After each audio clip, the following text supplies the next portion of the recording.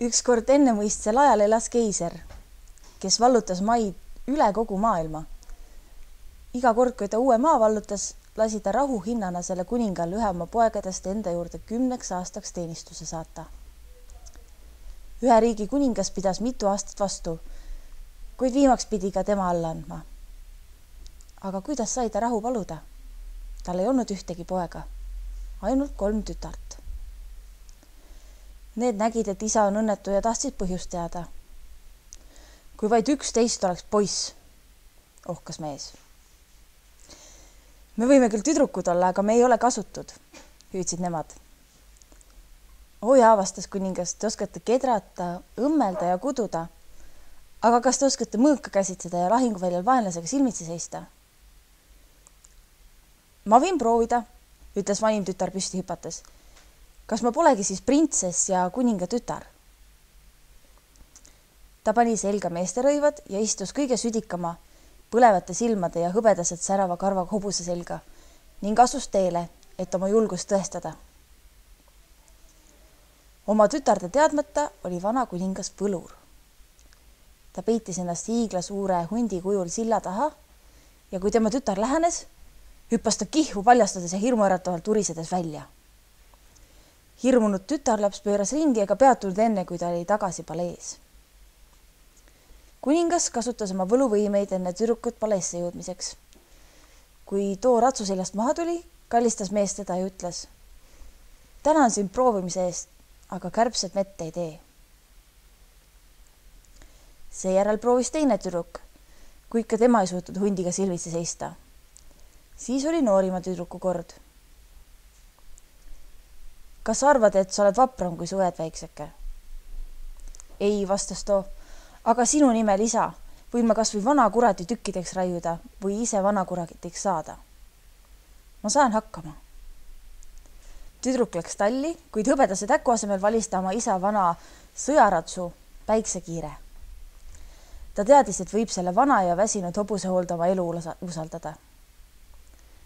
Kui hunt tema poole hüppas, küüned nagu saed ja lõuad nagu ahju suu, tõmbas tüdruk oma mõõga välja, tormas otse hundile peale ning loom kiunatas ja hiilis minema. Järgmise silla juures valitses kuningas teda hirmsa lõvi kujul, kuid taas ründas tüdruk teda.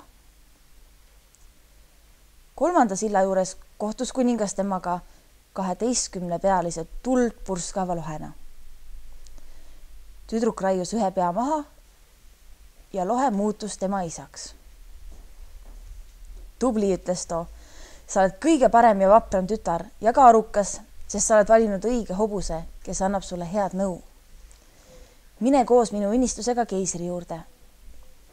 Ütle talle, et sa oled minu poeg, prints Fett-Fruuners. Kui tüdruk oli paar miili ratsutanud, nägi ta kuldset juuksekiharat, nagu päikest tee peal lebamas.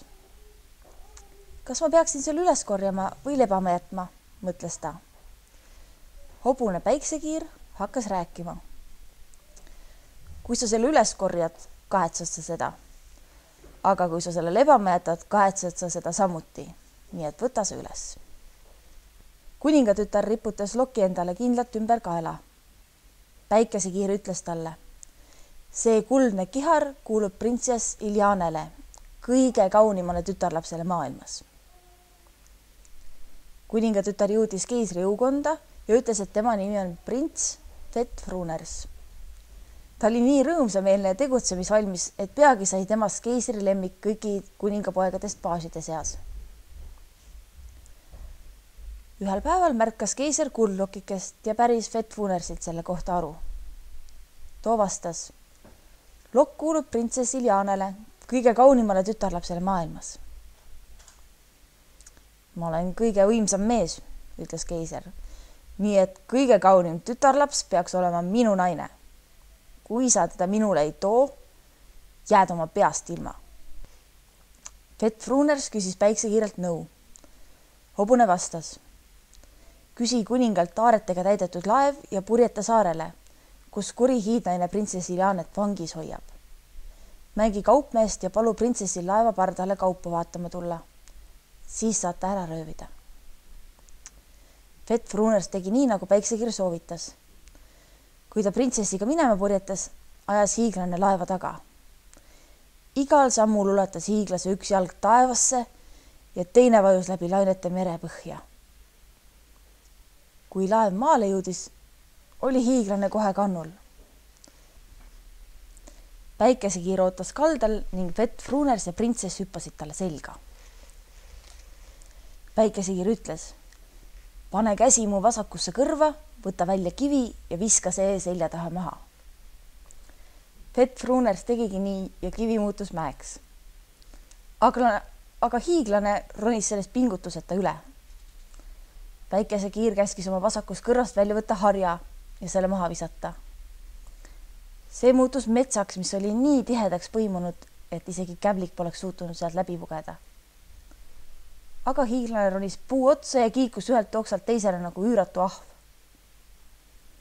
Viimaks ütles Päikesekiir, võta printsess Iljane sõrmest sõrmus ja viska see maha. Sõrmus muutus kivitorniks. Hiiglane hüppas selle otsa, kukkus alla sõrmuste sisse ja purunes selle põhjast tükkideks. Siis pani Vetfruners sõrmusse tagasi printsessi sõrme. Kui nad õukonda tagasi jõudsid, oli keisril hea meel, kuid printsess ütles, ma olen tõotanud abielluda ainult mehega, kes toob mulle pudeli püha vett, mida hoitakse Jordani jõe kaldal väikeses kirikus ja mida valvab eremiit. Keiser ei teinud ise kunagi mitte midagi. Ta oli harjunud käratama. Vetfruners, mine ja too see ära. Päikesekiire abiga õnnestus Vetfrunersil vesi ära varastada.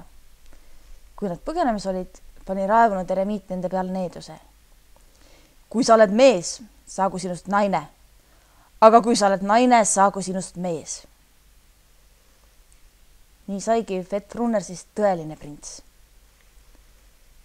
Kui nad pudeliga naasid, ütles keiser kaunile Iljanele. Kas sa nüüd abiellud minuga? Ei, vastas too, sest püha vee tõi mulle Vetfruners, mitte sina. Keiser oli nii vihane, et ta lämbus surnuks. Vetfruners sai tema keisririigi endale. Abiellus printsessiga ja kui nad ära ei ole surnud, elavad nad veel praegugi õnnelikult edasi.